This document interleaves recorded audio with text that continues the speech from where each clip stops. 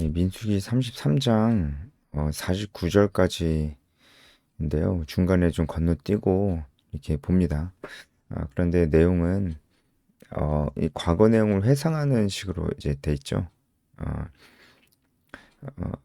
그래서 사실 이 부분만 봐도 이제 모세오경의 저자가 모세라는 것을 알 수가 있습니다. 왜냐하면 민수기 1장은 출애굽 여정 전체를 다루고 있지 않거든요. 민수기 처음 시작부터 어, 그 애굽에서 나오는 장면에서 시작하지 않잖아요. 근데 민수기 33장은 사실 민수기에 기록된 내용 이전 이제 출애굽기에 기록된 내용까지 다 다루고 있기 때문에 이것은 저자가 다르다면 그럴 수는 없는 거죠. 그래서 당연한 거죠. 당연한 얘기를 하는데 그 성경을 온전한 하나님 말씀으로 보지 않으려고 하는 사람들이 보통 모세 오경에 모세의 저작을 부정하기 때문에 제가 뭐 간간히 이런 설명을 좀 드립니다. 그래서 출애굽의 여정들을 한번 돌아보는 건데요. 어, 1절 보면 모세 아론의 인도로 대우를 갖추어 애굽을 떠났다 이렇게 되어 있는데 이 대우를 갖추다라고 하는 것은 이제 군대가 이제 군대로서 일단 어떤 형식을 갖추고 진행을 하는 것을 얘기합니다. 그러니까 이것은 이스라엘 백성들이 어떤 정체성을 갖고 있는지를 얘기해 주는 거죠. 어떤 정체성을 가지고 어, 애굽에서 하나님께서 불러내신 다음에 그들에게 어떤 정체성을 부여했는지 보여주는 겁니다. 이런 얘기 제가 뭐 그 자주 했던 것 같은데요. 이 부분도 여러분 한번 묵상을 해보시기 바랍니다. 하나님께서 지금도 우리를 하나님의 군대로 부르셨습니다. 하나님의 군대. 군대는 뭡니까? 군대는 명령에 복종해야 되고요. 그래서 우리도 하나님 말씀에 순종하는 것이 중요합니다. 순종은 자기 마음대로 하는 게 아니에요. 자기 마음대로 하는 건 순종이 아니죠. 군인이 자기 마음대로 하면은 그 군대는 뭐 군대 역할을 수행할 수가 없겠죠. 아닙니다. 분명히 상명하복 명령에 그대로 복종하는 것이 군인의 정체성이죠. 그러니까 우리도 하나님께서 명령하신 대로 순종해야 되는데 문제는 하나님께서 뭘 명령하셨는지 모른다는 거예요. 지금 이 시대의 문제인 것 같습니다. 그리고 알고는 있는데 그거 별로 하고 싶지가 않아요. 그렇게. 어, 이제 그것도 우리의 문제인 것 같습니다. 만약에 우리가 그렇다면 우리는 하나님께서 우리에게 부여하신 정체성대로 살고 있지는 않은 겁니다. 하나님은 분명히 이스라엘을 부르실 때도 군대로서 부르셨습니다. 그리고 군대는 분명한 목적을 가지고 있습니다. 목적이 없는 군대는 없어요. 우리도 마찬가지입니다. 우리도 하나님의 군대로서 부름받았기 때문에 우리가 사는 목적이 있습니다. 목적. 하나님께 영광을 돌리는 것이에요. 근데 하나님께 영광을 돌리는 것이라고 했을 때 너무 추상적으로 생각들을 하자면 뭐가 하나님께 영광을 돌리는 건데요. 뭐가. 그러니까 그걸 좀 분명하게 좀 해야 됩니다. 그러니까 열심히 일해서 돈 많이 벌어서 아니면 뭐 열심히 뭐 자기 분야의 전문가가 되고 사람들한테 인정받아서 하나님께 영광이 돌려집니까? 그게 완전히 아니라고는 볼 수 없어요. 그런데 그건 아니에요. 그러니까 일단은 정답만 예, 간결하게 얘기해봐라. 그러면 아니에요. 열심히 일해서 돈 많이 벌어서 성공해서 혹은 자기 분야의 전문가가 되고 실력을 쌓고 사람들에게 인정을 받아서 뭐 그렇게 인정받아서 뭐 뉴스에 나와서 하나님께 영광을 돌립니다. 연예인들 수상소감 하는 것처럼 그렇게 얘기하면 하나님께 영광이 돌려지나요? 아니에요. 아니라니까요. 그렇게 해서 하나님께 영광이 돌려지지 않습니다. 어떻게 하면 하나님께 영광이 돌려지는지는 하나님께서 말씀하시죠. 그건 하나님께서 판단하시는 거죠. 그쵸? 아니, 하나님께 영광을 돌려드린다는데 하나님이 그걸로는 영광이 안 된다는데 그럼 뭐라 합니까? 그쵸? 어, 하나님께 영광을 돌릴 수 있는 방법은 딱 한 가지입니다. 순종하는 거예요. 그러니까 하나님 명령대로 살지 않고 그러니까 우리가 돈 많이 벌고 실력으로 인정받는 게 하나님 말씀에 순종하는 거일 수도 있고 아닐 수도 있어요. 예. 그런데 어, 그 제가 아주 간단하게 뭐 많이 말씀드렸던 거기 때문에 간단하게 말씀드리면 하나님께서 명령하신 것은 명확합니다. 복음을 전해야 돼요. 그리고 제자를 삼아야 돼요. 이걸 하지 않으면서 실력만 키우고 사람 아주 좋은 사람인데 도덕적으로도 그렇고 성품적으로도 센스도 있고 그런 사람이 되면 사람들은 좋아하겠죠. 교회 다니는 사람들 멋있다 뭐 그런 얘기도 듣겠죠. 근데 그게 하나님께 영광이 돌려지냐고요. 어? 아니 전도하라고 그러는데 안 해. 제자 삼으라고 그러는데 안 해. 안 해. 그런 거 안 하고 자기는 열심히 예배 드려. 봉사도 해. 봉사도 하고 예배도 드리고 뭐 찬양팀 리더도 하고 뭐 교사도 하고 성가대도 하고 뭐 해. 그런데 그게 복음 전하는 건 아니잖아요. 그게 제자를 삼는 건 아니잖아요.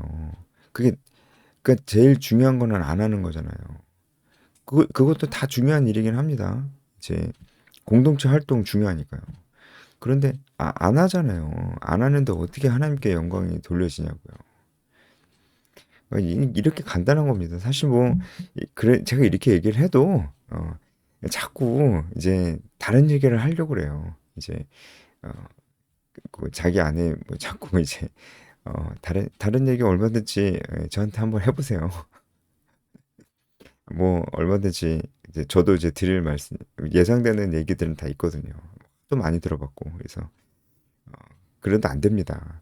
예, 그 뭐 이 얘기는 제가 너무 많이 했기 때문에 그 전도와 제자화 한다고 그 삶을 다 내팽개치라는 얘기 절대로 아니죠. 오히려 우리의 삶을 확실하게 더 정말 어, 우리 삶이 실력적으로도 뛰어나지고 실력적으로도 어, 우리 전문성도 그렇고 우리 인품적으로 인격적으로 우리의 성장이 다 되는 길입니다. 그 길이. 자, 어쨌든 예, 군대 얘기하다가 또 맨날 하던 얘기 또 하게 됐는데 어, 이제 쭉 이제 노정이 시작이 됩니다. 어, 그 특징적인 것들만 몇 가지만 좀 보겠습니다. 몇 개 안 됩니다. 근데 몇 개 안 된다고 해도 여러분 이 노정들을 쭉 따라가다 보면은 어떤 일이 있었는지 기억이 나잖아요. 그 기억을 하면서 함께 이스라엘과 함께 회상하면서 하나님께서 하셨던 일들을 한번 복습하면서 묵상해 보는 것도 좋을 것 같다는 생각이 듭니다. 2절을 보면 모세가 여호와의 명령대로 그 노정을 따라갔다고 얘기하고 있습니다. 이 여호와의 명령대로라는 이 표현은 정말 많이 나와요. 특히 언제 많이 나옵니까? 성막을 만들 때 하나님께서 말씀하신 대로 만들었다. 그러니까 이게 그 반복해서 쓰이는 이유는 뭡니까? 순종이 중요하다는 것을 반복해서 강조하고 있는 거죠. 순종은 뭡니까? 하나님께서 명령하신 대로 하는 게 순종입니다. 자, 그래서 우리도 이제 그 부분을 잘 기억해야 됩니다. 요새 이제 정치적으로도 참 많이 혼란스럽잖아요. 저는 정말, 예, 이 자유민주주의를 위해서 싸우는 분들을 보면은 정말 존경스럽습니다. 그럼에도 불구하고, 우리가 잊지 말아야 될 것은, 어, 복음을 전해야 됩니다. 네, 정치적으로도 우리가 싸워야 되지만 복음을 전해야 됩니다. 마지막은 복음으로 끝나야 됩니다. 그것은 너무나 확실한 부분이라고 말씀드릴 수 있어요. 왜냐하면 하나님 명령대로 하는 것이 순종이기 때문에 그렇습니다. 그래도 이제 그런 부분들도 자유, 인간의 기본권, 그 진정한 자유는 천부인권, 그쵸? 이런 것들은 다 성경에 기반해서 만들어진 헌법들이에요. 그에 반해서 이제 공산주의 마르크스주의 같은 것들은 이것을 정면으로 반격해서 나오는 것들이거든요. 우리가 그 정도 시대의 어떤 흐름들을 읽을 줄 알아야 됩니다. 왜냐면 우리가 간절하게 바라는 것은 주기도문에도 있듯이 하나님의 뜻이 이 땅에 임하는 것이기 때문에 뜻이 하늘에서 이루어진 것처럼 땅에서도 이루어지게 하옵소서. 하나님의 뜻이 하나님의 도덕적 통치가 하나님의 주권이 이 땅에서도 이루어져야 됩니다. 그것이 우리가 원하는 바입니다. 그러려면 하나님의 형상대로 만들어진 인간이 어, 인간이 가지고 있는 기본적인 인간의 그 존엄성들이 이 땅에서도 이루어져야 됩니다. 그 존엄성의 가장 절정이 자유예요. 뭐, 이 설명을 뭐 길게 드릴 수는 없으니까. 예. 그 자유 중에서도 가장 절정이 종교의 자유입니다. 자유도 여러 가지 자유가 있잖아요. 표현의 자유, 결사의 자유, 또 뭐 출판의 자유, 여러 가지 자유가 있는데 표현의 자유, 그리고 결사의 자유 이런 것들이 모두 다 반영되는 곳이 종교의 자유입니다. 그래서 그 역사적으로 어, 굉장히 이제 권위적이고 그러니까 독재하려고 하고 하는 자들은 음, 종교를 싫어합니다. 왜냐하면 종교는 자신들의 신념을 가지고 그 자기들만의 강력한 공동체를 구축하고 목소리를 내기 때문에 말을 안 들어요. 한마디로 말을 안 듣는 집단이 독재자들 보기에 말을 안 듣는 집단이 종교 집단이거든요. 그 중에서도 기독교죠. 예. 그래서 기독교를 싫어합니다. 근데 우리가 어, 그럼에도 불구하고 정말 하나님의 형상으로 지음받은 모든 사람들이 그 존엄성을 누리는 일에 관심을 가져야 되고 그런 의미에서 어, 자유를 귀하게 여겨야 된다. 뭐 제가 이제 한 이 정도까지만 말씀을 드리겠습니다. 오늘 자꾸 어, 어, 금방 끝날 줄 알았는데 금방 끝내겠습니다. 자 이제 3절을 보면은 첫째 달 15째 날에 출발했다. 이날은 6월절 다음 날이다. 이렇게 얘기하죠. 그러니까 한마디로 6월절이 시작되는 그 날이 첫째 날이었어요. 이제 이게 유대인들의 새로운 달력이 되는 거죠. 첫째 날이 됐어요. 첫째 날. 그만큼 6월절을 시행함으로써 하나님께서 이스라엘 백성들을 하나님의 백성으로 삼으셨다는 증표가 되었기 때문에 그것이 의미가 있는 것이죠. 그래서 그날이 어, 새해 첫날이 되었습니다. 우리도 이제 조금 있으면 2026년 새해 첫날을 맞이하게 되는데 어, 이스라엘의 새해 첫날은 하나님께서 우리를 어, 하나님의 백성으로 부르셨다는 것을 반드시 기억해야 되는 그날입니다. 그들이 이제 새해 첫날이 6월절이니까요. 우리도 한번 2026년 새해 첫날을 기다리면서 어, 우리도 그렇게 생각해야 되지 않을까요? 우리도 하나님께서 우리를 하나님의 자녀로 부르셨다. 이것이 내 삶에서 가장 중요하다. 2026년에도 이것은 나의 삶 속에서 가장 중요한 나의 정체성이다. 라고 생각을 한다면은 아주 의미가 있을 것이다. 그렇게 생각을 합니다. 이게 쭉 넘어가서 어, 5절을 보면은 숫꽃이 나오는데 이 숫꽃은 오두막이라는 뜻이에요. 왜 오두막이냐면은 이스라엘이 라암셋을 떠난 다음에 이 숫꽃에서 무교병을 먹었습니다. 무교병을 먹었어요. 그래서 무교절은 이제 그 누룩을 넣지 않는 빵을 먹으면서 이제 죄를 짓지 않는 삶에 대해서 다짐하고 묵상하는 것이기도 하지만 이렇게 애굽에서 나올 때 그때를 회상하는 것이기도 합니다. 그때 하나님께서 주셨던 은혜들을 회상하는 거기도 해요. 왜 무교병을 먹었습니까? 급하게 나와야 됐기 때문에. 그러니까 누룩을 넣어서 발효할 때까지 기다릴 시간이 없었기 때문에 무교병을 먹은 거잖아요. 이때 무교병을 먹었습니다. 그래서 이때를 회상을 하는 것입니다. 자, 오늘 제가 그 해설을 해드릴 것 중에 가장 중요한 부분이라고 말씀드릴 수 있을 것 같은데 6절입니다. 6절을 보면은 광야 끝 에담이라는 곳이 나옵니다. 이 에담은 성루라는 뜻이에요. 그리고 이 에담이 광야 끝에 있다. 이렇게 얘기를 합니다. 이 에담은 애굽과 어, 애굽과 그러니까 다시 말씀드리면 가나안 땅과 애굽 사이에 있는 그 술 광야라는 데가 있어요. 그 이제 그 이 술 광야의 사막과 초원의 경계가 되는 지역입니다. 간단히 말씀드리면 이 에담은 경계가 되는 지역입니다. 사막과 초원의 경계가 되는 지역에 이 에담이 있습니다. 그런데 이 에담은 사실 그 광야의 끝이라기보다는 초원의 끝이에요. 초원이 어디입니까? 애굽 땅이죠. 애굽 땅은 진짜 비옥한 땅이거든요. 애굽 땅이 끝이거든요, 여기가. 그래서 광야의 끝이라고 하기보다는 초원의 끝 혹은 애굽의 끝이라고 해야 되는데 광야의 끝이라고 돼 있어요. 왜 그런 걸까요? 이거는 어, 굉장히 반어적인 표현이라고 볼 수가 있습니다. 사실 어, 이제 그 비옥한 땅은 끝나고 광야가 시작되는 거예요. 그런데 어, 이 광야가 끝났다고 얘기하고 있는 겁니다. 그러니까 애굽 땅이 어, 사실 겉으로 보기에는 비옥한 땅이지만 영적으로는 광야 같은 곳이었죠. 그렇죠? 그렇게 그런 의미로 얘기를 하는 겁니다. 그곳에서 노예였고 영적으로는 그곳에선 하나님과 관계없는 삶을 살았기 때문에 그것은 광야였습니다. 우리도 마찬가지입니다. 우리도 세상 속에 있으면은 하나님과 관계없고 절망적인 삶을 사는 그런 광야 같은 곳입니다. 겉으로 보기에는 되게 화려하게 살지 몰라도 광야 같은 곳입니다. 하지만 이 에담을 경계로 이제 시작될 광야는 겉으로 보기에는 광야 척박한 땅이지만 실제로는 비옥한, 영적으로는 비옥한 삶의 시작인 거죠. 실제로 이스라엘 백성들은 광야에서 사실은 겉으로 보기에는 척박하지만 광야에서 이때까지 경험해 보지 못한 하나님의 사랑과 용서와 하나님의 보살피심과 먹이심을 경험을 했어요. 광야는 척박한 곳이지만 영적으로는 이전에 경험해 보지 못했던 하나님의 사랑을 경험하는 엄청난 간증, 그런 엄청나게 풍부한 삶이 있었던 곳이 바로 광야였습니다. 그래서 사실은 이곳이 어, 정말 그 쉴만한 물가고 푸른 초장인 거죠, 광야가.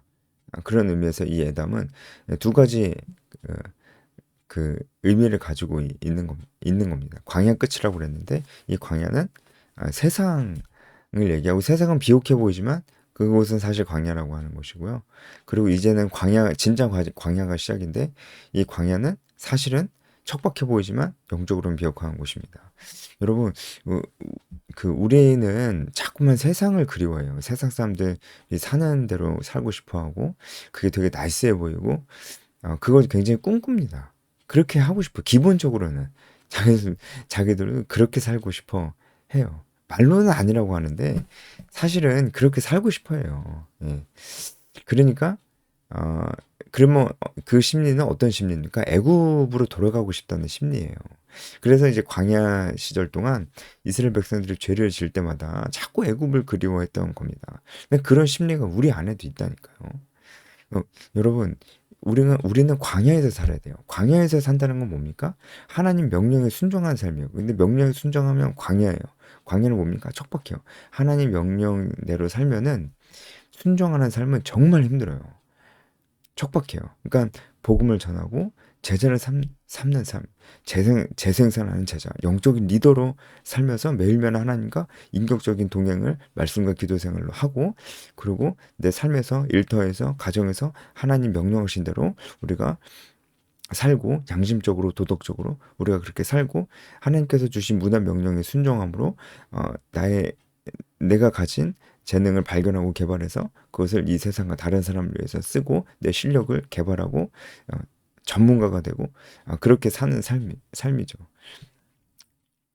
그리고 복음을 전하기 위해서 정말 애쓰고 코저너스의 삶, 늘 복음 전할 기회를 보고 복음 대화를 하려고 하는 그런 삶, 그리고 누군가의 영적 여정을 계속적으로 함께 걸어가 주는 그런 삶, 순원을 품고 순원을 사랑하고 가르치고 그에게 재생산을 부탁하고 재생산하기 위해서 순원을 만나고 그가 또 다른 사람들을 가르칠 수 있도록 하고 그를 도와주고 사랑하고 양육하고 이런 삶. 그리고 공동체 활동을 하고 공동체를 중요하게 여기고 이런 삶. 근데 이 삶을 남들이 그러니까 세상 사람들도 하는 모든 일들을 하면서도 자기 시간을 쪼개서 이런 삶을 사는 게 이게 얼마나 힘들어요. 그러니까 광야죠. 근데 그렇게 살 때 진짜 간증이 넘친다. 그런 의미로 그렇게 살 때 힘들지만 그 땅이 진짜 비옥한 땅입니다. 네, 오늘 뭐 굉장히 여러분이 그런 의미에서 이 광야 끝 에담이라는 것을 우리가 좀 생각해 볼 필요가 있습니다. 그래서 이제 진짜 광야가 시작됐고 쭉 이제 여러분 한번 보면서 광야에서 있었던 일들을 한번 쭉 살펴보면 좋을 것 같아요. 일단 7절에 보면 바알스본이라는 곳이 나오는데 이 바알스본 근처에서 홍해가 갈라졌습니다. 그러니까 이 바알스본은 사실 그 북방의 왕, 북방의 바알 뭐 이런 뜻입니다. 그러니까 그 이방 신의 가장 이방 신이 있는 바알이 있는 가장 그 중심에서 하나님께서 홍해를 가른 기적을 보여주셨다는 것은 이 땅의 주인이 누군지를 보여주신 것이라 볼 수가 있는 것이죠. 그리고 쭉 넘어가서 10절에 보면 엘림이 나오는데 이 엘림이 정말 기가 막힌 곳이고 감격적인 곳이죠. 그죠? 그리고 11절에 보면 신광야가 나오는데 어, 이 신광야에서는 이제 어떤 일이 있었냐? 이스라엘이 배고픔으로 모세와 하나님을 원망했던 곳입니다. 이제 그도 그럴 것이 엘림이라는 오아시스에서 막 나와서 또 촉박한 광야로 지나가니까 또 이제 불평이 나왔던 겁니다. 이것은 어, 출애굽한 지 꼭 한 달 만에 있었던 일이에요. 그러니까 이 신광야는 출애굽하고 한 달 만에 갔던 곳인데 한 달 만에 또 이렇게 불평을 했다는 얘기도 되겠죠. 그리고 14절에 르비딤 나오는데 르비딤. 어, 이 르비딤은 시내산 도착하기 전에 마지막으로 머물렀던 곳이었습니다. 여기서 아말렉과 싸우기도 하고 어, 모세의 장인인 이드로가 모세를 도와서 재판장들을 세울 것을 조언했던 곳이기도 합니다. 15절 보면은 시내 광야가 있는데 이 시내 광야에서 11개월가량 머물렀고 이제 많은 일들이 있었죠. 이제 모세가 율법을 받아갖고 금송아지 사건도 있었고 성막을 세우고 이런 많은 일들이 여기서 있었다는 것입니다. 나머지는 여러분 한번 쭉 보시면서 광야에서 이스라엘의 여정들을 묵상해 보시면 좋을 것 같습니다. 여기까지 하겠습니다.